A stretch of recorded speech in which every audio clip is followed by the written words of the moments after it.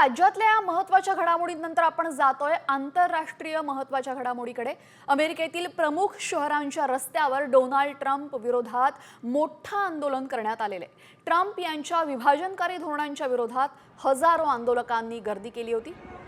Donald Trump आणि Elon Musk यांना वाटतंय की हा देश त्यांचा आहे आणि त्यांना जे वाटतंय ते करतायत। याचा विरोध म्हणून लाखो अमेरिकन लोक हँड्स ऑफ चळवळीचा भाग म्हणून रस्त्यावर उतरले।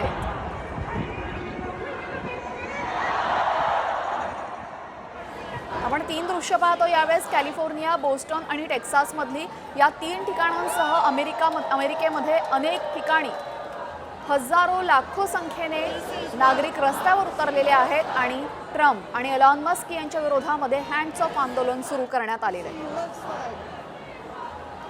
ट्रम्प आणि एलॉन मस्क यांचा मनमानी कारभार आहे असा आरोप नागरिकांकडून केला जातोय आणि त्यांच्या या मनमानी कारभाराविरोधात अमेरिकन जनता आता रस्त्यावर उतरतीये।